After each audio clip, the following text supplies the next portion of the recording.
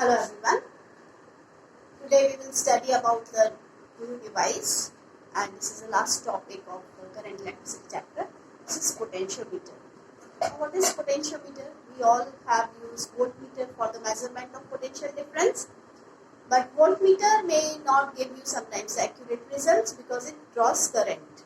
Practically it draws some current, right? But this potentiometer is a device which helps in measuring the accurate potential difference because it is based on null deflection method where it does not draw any current, right? So what is it and what is its principle that we are going to discuss now? So what is potentiometer? I'll draw the circuit and I'll write the principle also. So if we say that potentiometer is nothing but it's an instrument of 6 to 8 meter long wire, right? So I am taking that complete length over here as 6 to 8 over here only. Suppose this is 10 meter length. And then in the primary circuit I have this battery, which is the source, and then I have a rheostat which is used to vary the current in the circuit, and then in the secondary circuit I am using a primary cell which is connected to a galvanometer, and then galvanometer is connected to a joule, right? We have a scale with its marking. So in every diagram I will not draw the scale over there because that makes the diagram messy, right? So I may use a switch in the circuit as well. This I can use anywhere. So this is my potentiometer. Now what is the principle? If this wire AB is of a particular material and is having a uniform cross-sectional area and if we are sending a constant current. So these three are important conditions, and for those important conditions to state the principle we need to look at the expression. V is equal to I R, right? So I can write it I rho L upon A, right? So you can say that if this is constant, if current is kept constant,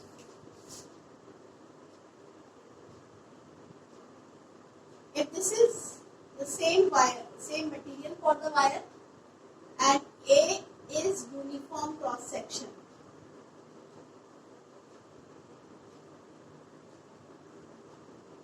then we can say that the potential difference is directly proportional to length. So what does its principle state? It states that if a constant current passes through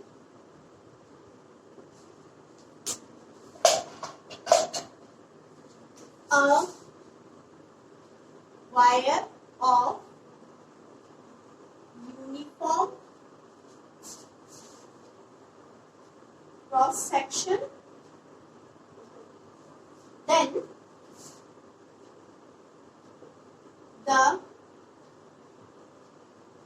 potential difference across it is directly proportional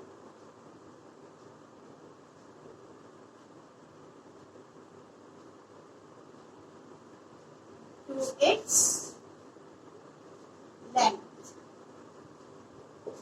right? The statement for the principle is very, very important. It has been asked in boards many times. So this is about the principle. Then I can write here that if I remove the proportionality sign, I can put a constant of proportionality, then it becomes V is equal to KL. Here, K is V upon L, and this quantity is called potential gradient. This potential gradient has SI unit,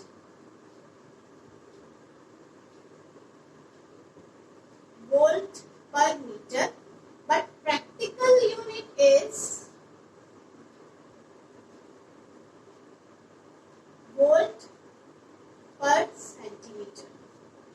This is important here because in our daily life we will be using wires in centimeter range, so that's why this practical unit is volt per centimeter. Now we have two main applications of potentiometer. In this particular video, I will be taking the first application, right?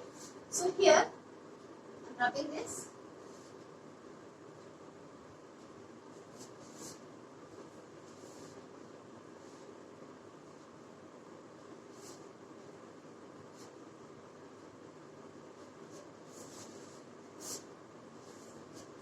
The first application is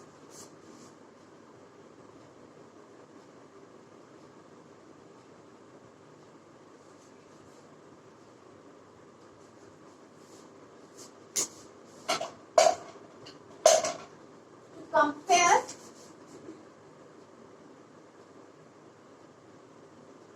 the EMFs, that is electromotive forces of two primary cells. We will be doing this experiment in lab also. So for that we need to first draw the diagram. This is AB wire. I will draw an equivalent diagram from NCERT also.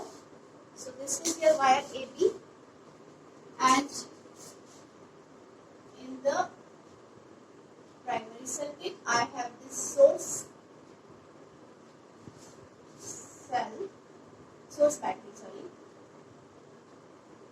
This is the rheostat. I can use a key in the circuit, right? And here in the secondary cell I have to use two primary cells. Suppose this is the first primary cell, this is the second primary cell having EMF E1 and E2 respectively. Then here I have a two-way key. Two-way key means in this key I can make the connection such that one cell is functional at a time. So I am using this galvanometer here connected with the jockey. This K is K1, this P is K2, right? This is plus, this is minus, this is plus, this is minus, and it is an important point that all the positives of the battery cell and the cells must be connected to the same end, otherwise we will have one-sided deflection, right? So what are the steps? First step is keep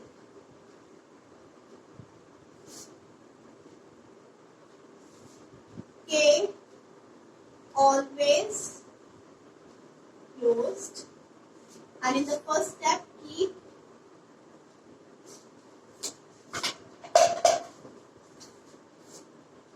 K1 closed, K2 open. That means our cell E1 is in the circuit, and in this case suppose this is the valence length L1. So I can say that as V is proportional to L, this is the formula. V is proportional to L. So in this case, the valence length will be corresponding to this. So I can say that E1 is proportional to L1, or E1 is equal to K L. Right? Now the step second. What will I do?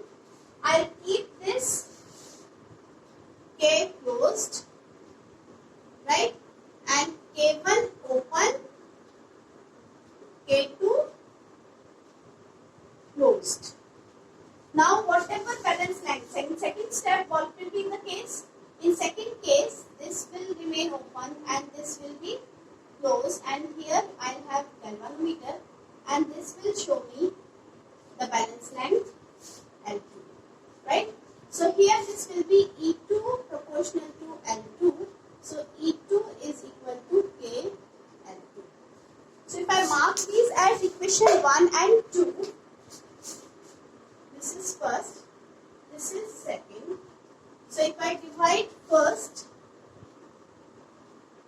by second, I'll get E1 upon E2 is equal to L1 upon L2. So this is the required relation from where we can compare the EMFs of these two primary cells, right? So next application we'll discuss in the next video, and then after some precautions and all the details of potentiometer we'll discuss in the next video. That's all for now. Have a